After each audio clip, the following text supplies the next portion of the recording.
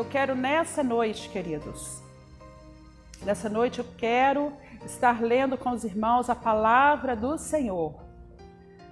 No Evangelho de Jesus Cristo, conforme Mateus relatou, no capítulo 5, hoje o verso 4. Nós abordamos já o versículo 3, hoje nós vamos abordar o versículo 4 do Evangelho de Jesus Cristo, relatado, escrito pelo evangelista, pelo apóstolo Mateus, né? Nós vamos ler o versículo 4, e ele é um versículo muito pequeno, e ele diz o seguinte: bem-aventurados os que choram, pois serão consolados. Bem-aventurados os que choram, pois serão consolados. E nada melhor do que a gente vivenciar aquilo que a gente fala do Senhor, né? Aquilo que a gente prega, aquilo que a gente ensina. A melhor coisa é quando a gente tem experiências com o Senhor. E essa noite nós vamos falar desse bendito choro. Um choro que é abençoador, que é bendito, é abençoado, é feliz os que choram, são felizes os que choram. É um choro que abençoa. Será que você já chorou um choro abençoador? Aleluia. Qual foi a última vez que você chorou? Vocês lembram a última vez que você chorou? Você lembra a razão que te fez chorar a última vez? Você lembra o que mais te faz chorar? O que mais te comove e mexe com a sua emoção para que você chore? Será que todas as vezes que choramos é um choro abençoado, é um choro que nos deixa felizes? Quando é que esse choro faz bem para nós? Quando é que esse choro é agradável diante de Deus? Nós vamos ver nesta noite razões por que nós choramos. Um choro de raiva, né? Tem gente que chora de raiva, fala, eu estou chorando aqui, mas é de raiva, eu passei tanta raiva hoje, eu não pude fazer nada contra aquela situação e eu estou chorando de raiva. Já viu isso? Eu acho que muita gente já experimentou isso, né? Outros choram por luto, chora por luto. Até Jesus chorou quando o amigo dele, o Lázaro, morreu. E ele chegou lá e ele chorou quando Lázaro morreu. Outros choram por perdas, né? Ah, perdi minha casa numa enchente, né? Assim, o carro, aconteceu isso. Choram por perdas, perdi o emprego, eu estava com dinheiro no bolso, era meu salário, perdi meu dinheiro. E assim tem choros diversos, choro por depressão, tem pessoas que choram porque estão em depressão, outros choram por rejeição, por estar se sentindo rejeitados, né? Então tem choros por diversas razões, tantos tipos de choro, né? E tem o choro falso também, né? Tem o choro teatral também. A gente lê na palavra do Senhor que tinha naquela época umas pessoas que eram chamadas de carpideiras. Essas pessoas, elas trabalhavam, eram profissionais do choro. Sempre que tinha um funeral, essas pessoas eram contratadas para estar ali no funeral, chorando, como se a perda fosse própria delas. Elas eram chamadas de carpideiras. E elas então provocavam outras pessoas a chorar. Sabe que tem isso, né? Quando a gente às vezes vê uma pessoa chorando, às vezes a gente também é movido a chorar, né? Junto com a pessoa, está ali complacente com a pessoa. E isso é também um tipo de choro. Mas esse choro que nós vamos falar é um choro que gera felicidade, é um choro que deságua em felicidade eterna, um choro aceito por Deus, um choro que gera bem-estar, é um choro que tem consolo, um choro que tem consolo. Aleluia! Existe aquele choro, né? A gente vê na Bíblia vários tipos de choro. Tem um choro que foi aquele choro que o José chorou quando ele reconheceu, quando ele estava no Egito e ele reivindicou que trouxesse o pai dele. Quem lê a história de José vai reconhecer esse relato meu. E ele solicitou então que trouxesse o pai dele. E quando o pai dele chegou, ele se abraçou ao pescoço do pai dele e ele chorou assim profundamente. E também antes desse momento do encontro dele com o pai dele, ele tinha chorado assim rios de lágrimas quando ele e os seus irmãos se deram a conhecer, quando ele se fechou numa sala privada com os irmãos dele e se identificou para os irmãos dele, e ele chorava que todo o palácio do faraó escutava o choro dele. Então esse é um choro de lavar a alma, né?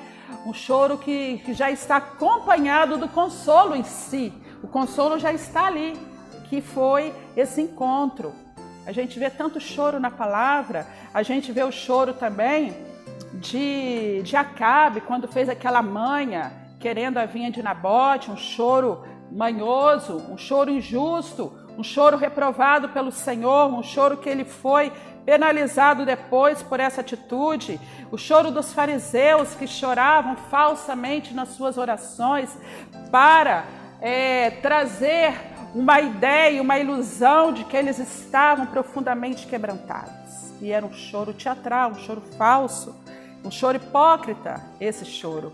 E agora tem o choro que agrada ao Senhor, né? O choro que, como o de José, um choro igual de Ana, o choro igual do rei Ezequias. Quem lembra que o rei Ezequias, houve uma sentença de morte para o rei Ezequias, e quando o rei Ezequias recebeu aquela sentença de morte, que o profeta Isaías chegou, foi lá no palácio do rei Ezequias e disse: rei, o Pai, o Senhor manda te falar que você coloque a sua casa em ordem, porque senão você vai morrer e você não vai viver. E quando o rei Ezequias então recebeu essa palavra, ele já estava doente de uma doença que ele então veio a promessa de morte para ele. E ele então diz a palavra do Senhor que ele se virou para o canto da cama e chorou profundamente.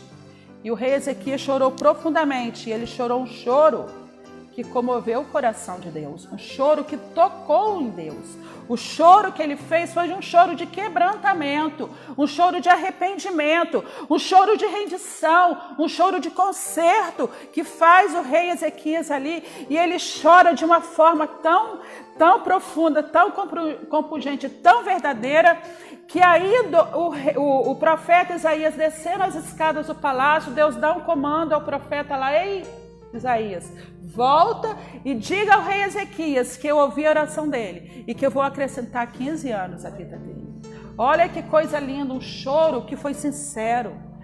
Ele falou: Senhor, lembra-se, Senhor, lembra-te, Pai, lembra-te, Deus, daquilo que tenho feito por ti, para ti, no teu reino. Então ele tinha feito realmente coisas extraordinárias na nação, consertado o altar do Senhor na nação, porque a nação estava toda descapelada, e ele reorganizou a nação espiritualmente, politicamente, economicamente. Então Deus se lembrou, conforme ele pediu: Senhor, se lembra do que eu me empenhei a fazer. E o Senhor então ouviu a oração dele e acrescentou a ele mais 15 anos de vida. Que coisa linda, como foi Ana também quando chora ali, né? Ana, um choro verdadeiro na sua alma, no seu coração, um choro que tocou o coração de Deus, aquele choro da Ana. A Ana, que depois, a partir daquele choro dela, Deus acolheu aquele gemido dela. Choro para Deus, tem a poesia de um hino que diz que cada lágrima para Deus é como uma frase, uma lágrima que vem de uma verdade da nossa alma. E se a gente tiver em erro, a gente deve falar: Senhor, eu pequei contra ti, pequei, Senhor, mas eu preciso de socorro, eu preciso que o Senhor mude essa história. Porque nada, irmãos, como a confissão, nada como a confissão. Jonas, no ventre do peixe, ele chorou, se arrependeu, e Deus ouviu ele naquele choro que ele teve no ventre do peixe. A gente vê Nínive, que jejuou, chorando ao Senhor, e o Senhor mudou aquilo que estava determinado a fazer. Quando a gente chora em verdade, porque lá no profeta Joel, o Senhor fala assim: ó, rasgai não as vossas vestes, rasgai o vosso coração com choros, jejum e pranto diante de mim, para que eu me compadeça de vocês. Então, às vezes a gente é movido a chorar, conforme eu disse, por causa do choro de outra pessoa, mas nada é mais impactante ao coração de Deus, quando é o nosso coração que chora, muito mais do que as lágrimas dos nossos olhos, quando elas vêm do profundo da nossa alma, quando elas são arrancadas lá do nosso interior. E aí nós vemos que é um choro bendito. A gente vê quando Davi, ele foi ali, que o profeta Natan procurou ele e falou: Davi, você pecou. Quando você tem todo aquele relato do profeta Natan, quando chama Davi pelo fato dele ter pecado com a mulher de Urias e ter ordenado também que Urias morresse. E aí o profeta Natan chama Urias e fala da parte de Deus com o rei Davi, e o rei Davi, ele não se exaltou por ser um rei, mas ele se humilhou diante de Deus e do homem de Deus que ele estava. Ele foi humilde e ele acatou aquela palavra, ele se quebrantou diante do Senhor. O homem que mais tem registro na palavra de Deus de que chorou foi Davi, e eu creio que essa é a razão porque Davi foi chamado um homem segundo o coração de Deus, que não obstante ele ser o rei, o maior rei da sua época, de todas as nações que havia, Davi era um homem quebrantado para Deus. Davi era um homem que diante de Deus, ele rasgava o coração, ele se humilhava, ele se derretia. Ele não tinha preocupação com protocolo, com aparência, com as formalidades. Ele ignorava se ele era um rei, se ele era um general. Ele se humilhava diante do Senhor mesmo. Ele falava: ó, como a corça anseia pelas águas, assim a minha alma tem sede de ti, Senhor. Ó Senhor, quando eu poderei me apresentar diante de ti? E ele rasgava o coração com Deus, e aquilo impactava o coração de Deus, porque quando ele cometia uma falha, queridos, ele tinha a humildade, a capacidade de se humilhar diante de Deus. Ele não ficava colocando obstáculo, desculpas, jogando a culpa para outra pessoa, não. Ele assumia que ele podia ter chorado, porque na hora que Deus falou aquilo através do profeta Natan, falou que ele estava em juízo, o profeta falou assim: ó, a espada virá sobre a sua casa. Ele podia ter chorado, falou: mas como a espada? Não, ele falou: eu pequei contra o céu e contra ti, Senhor.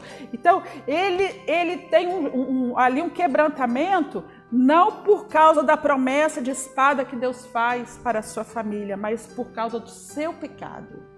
E ele sabe que tudo que Deus ia fazer era a justiça de Deus por causa de um delito seu, ou de vários, né? Porque ele tinha cometido uma série de erros nesse fato aí. Então, esse é o choro onde Deus opera. Quando a gente vai, não importa, irmãos, a razão, não importa quem vai saber, quem vai ouvir, quem vai ver, mas que nós não venhamos a colocar um pano quente nas nossas falhas, que nós não venhamos a colocar um pano quente num deslize nosso, mas que nós possamos confessar: Senhor. A palavra do Senhor fala lá em João, na primeira carta que o apóstolo João escreveu, ele fala assim: se nós confessarmos os nossos pecados, ele é fiel e justo para nos perdoar os pecados e nos purificar de toda injustiça. Nós não precisamos ficar chorando, amargando o peso, a acusação do pecado, porque o que Satanás quer é ficar como acusador na nossa mente. Quando a gente comete algo que a gente sabe que não é aprovado por Deus, algo que aborrece a Deus, o acusador é o primeiro que se manifesta, porque primeiramente ele nos induz ao erro, não é assim? Primeiramente ele nos induz a pecar. Depois que a gente peca, antes de pecar, ele fala: não tem problema não, nada a ver, só essa vez, só hoje, só um pouquinho. Assim ele induz a gente ao pecado. Mas depois que a gente consuma o pecado, que o pecado é cometido, ele vem como acusador agora. Agora ele vem e fala assim: e agora? Agora você não tem mais chance. Outra vez você fez isso? Novamente você comete isso, e agora? Quero ver. Você vai ter cara para ir lá falar? Você vai ter coragem de ir lá se consertar, se desculpar? Mas a palavra do Senhor nos assegura, aleluia, que se nós confessarmos e abandonarmos, alcançamos misericórdia, alcançamos perdão. E nós temos que banir da nossa vida o acusador, porque para isso Jesus Cristo se manifestou, para desfazer as obras do inimigo, aleluia. E aí nós vemos, querido, um choro lindo que houve na Bíblia depois de um fato assim arrepiante, que foi com o apóstolo Pedro. O apóstolo Pedro estava lá com Jesus, naquela reunião com os discípulos, aquela coisa agradável, e Jesus explicando para os seus apóstolos, seus discípulos, que ele estava prestes a partir já por aquelas semanas já, estava se aproximando o dia, e Jesus vira para Pedro e fala: ó Pedro, antes que o galo cante, 3 vezes você vai me negar. Aí Pedro assim meio que desconjurou, né? Falou: eu? De jeito nenhum, né? De jeito nenhum, Senhor, eu jamais faria isso. E Jesus deixou claro para ele. Para que Jesus avisou isso aí? Para ele vigiar, queridos. Para ele não cair nessa tentação. No entanto, a palavra se cumpriu, porque quando Jesus, logo daí mais uns dias, foi preso, o que aconteceu? Jesus lá no Sinédrio, lá todo aquele procedimento lá de ser julgado, de ser preso, condenado e tudo mais, eles se dirigiram a Pedro e perguntaram a Pedro: Pedro, você é um deles? Pedro, eu te reconheço, você fala igual a eles. Pedro, eu te vi andando com ele. No entanto, Pedro falou assim: eu de jeito nenhum, nem conheço esse homem. Vocês estão enganados. Aí quando negou a Jesus pela 3ª vez, o galo canta. Quando o galo canta, Pedro cai em si. Pedro chora amargamente, diz a palavra do Senhor. Pedro chora amargamente porque ele viu o que ele tinha acabado de fazer. Aleluia. Mas Pedro não se deu por perdido. Ele ficou triste. Ficou arrependido, ficou quebrantado, ficou choroso, passou uns dias. Até então, quando Jesus ressuscita, num belo dia lá, Jesus ressuscitado, Jesus atrai a Pedro e chama: Pedro, venha apacentar minhas ovelhas, Pedro. Aleluia. E se tornou um dos grandes homens de Deus, porque Deus oferece nova chance a quem se arrepende. Aleluia. Queridos, nós não podemos ter vergonha de chorar. Há um ditado que fala que é vergonha homem chorar, mas que vergonha, né? Como se chorar fosse fraqueza. Não é feio chorar. Feio é a gente se endurecer. A palavra do Senhor fala que aquele que se endurecer será quebrantado pelo Senhor sem que haja cura.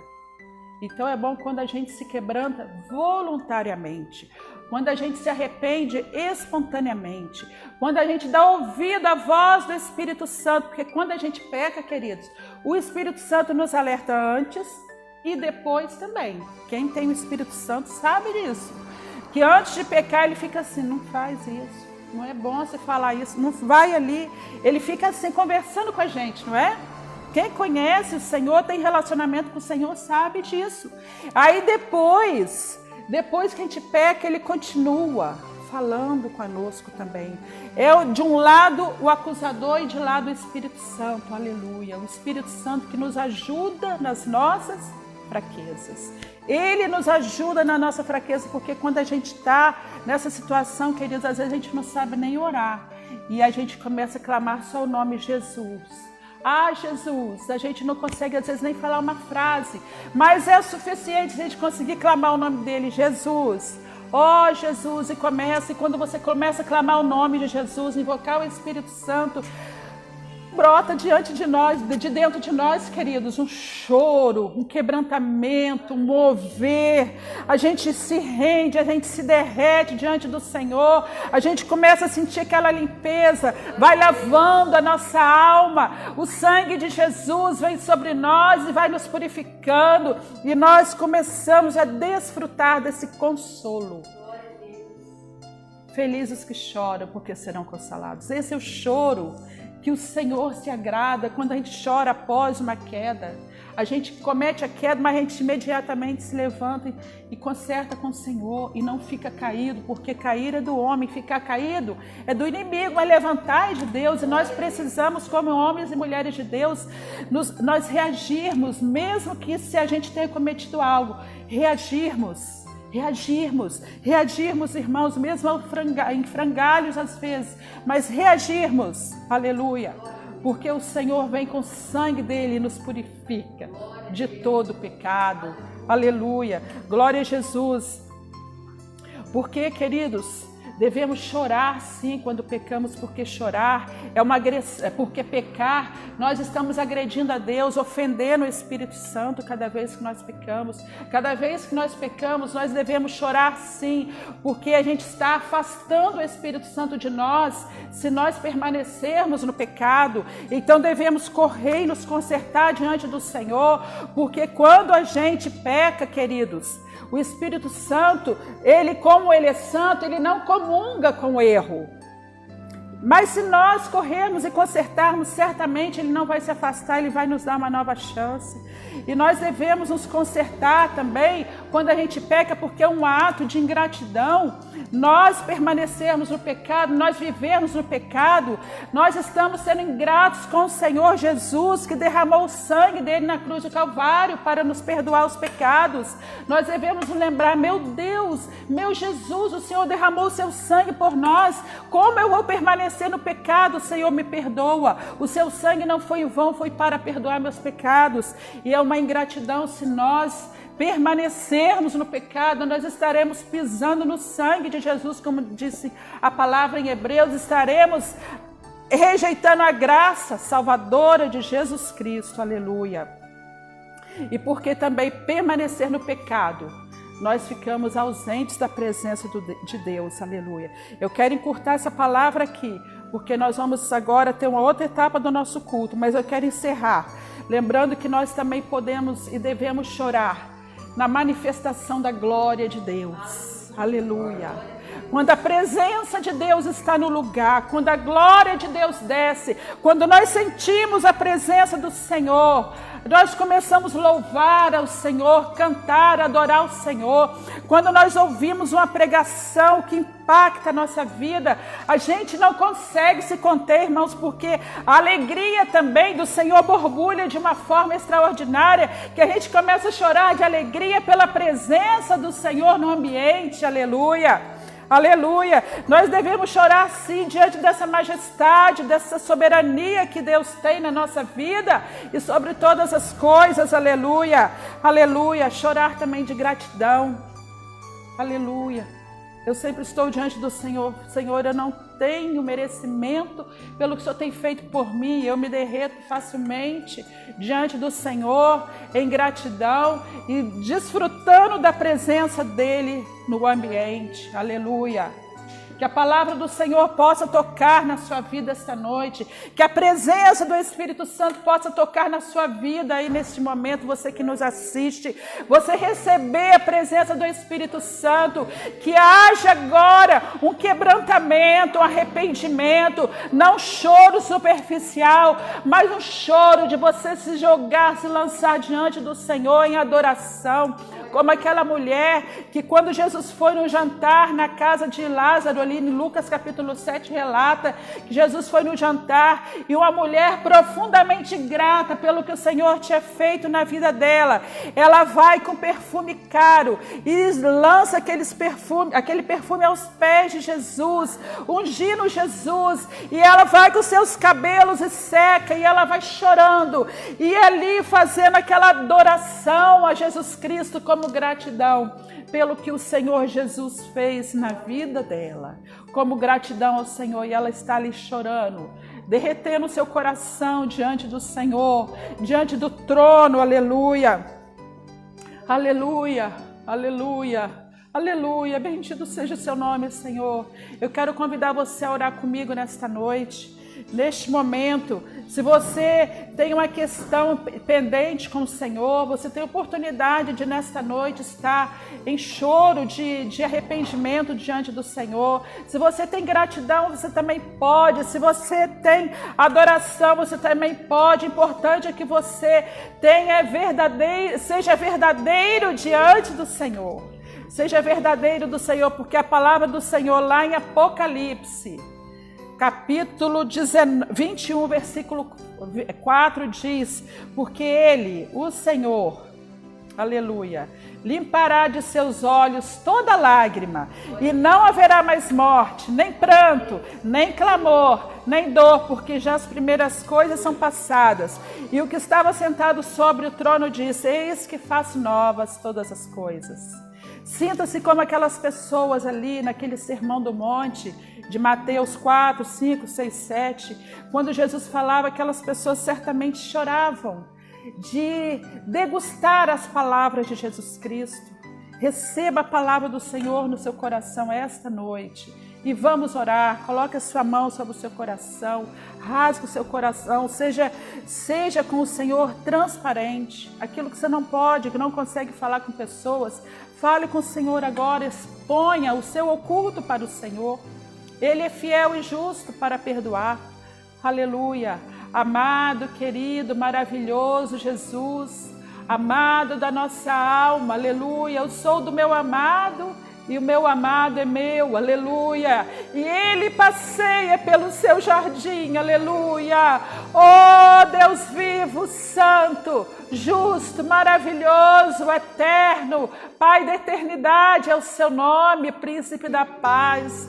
Nós nos deleitamos em Ti, Senhor, na Tua palavra, que é a verdade, e que nessa noite, Pai, possa a Tua palavra surtir efeito, Pai, assim como uma ferida, Senhor, que está ali, e que é removida, Pai, aquela crosta da casca, abre-se a ferida, abre-se aquele curativo, Senhor, e ali é passado, Senhor, os produtos, as medicações, e agora, Senhor, é feita uma higiene, e aquela dor, Senhor, de remover tudo aquilo que dói, mas agora, Senhor, aquela ferida recebe o azeite, recebe o remédio, e aquela ferida se cicatriza e cura, Senhor. Vem sobre nós, Senhor, nesta noite, com esta unção de cura, Senhor. Vem sobre nós esta noite, Senhor, cicatrizando ferimentos. Aqueles que têm chorado, Pai, de arrependimento, de conserto diante de Ti, Senhor, que recebam este consolo que o Senhor tem prometido para aqueles que choram ao Senhor. Ó, Pai, não deixa que nós venhamos a chorar, Pai, lágrimas de arrependimento, Pai, após a Tua volta, porque vai ter aqueles que vão chorar, Senhor, porque o Senhor vai voltar para buscar a Tua igreja, e aqueles que não estiverem prontos vão chorar e vão ranger os dentes, mas aí será tarde demais, Senhor. Para este choro não haverá consolo, Jesus, que nós possamos hoje chorar, Pai, enquanto é tempo, em nome de Jesus, Pai, em nome de Jesus, sobre aqueles que conosco oram, nós te pedimos esta bênção, Pai, em nome de Jesus Cristo. Aleluia. Glória a Deus.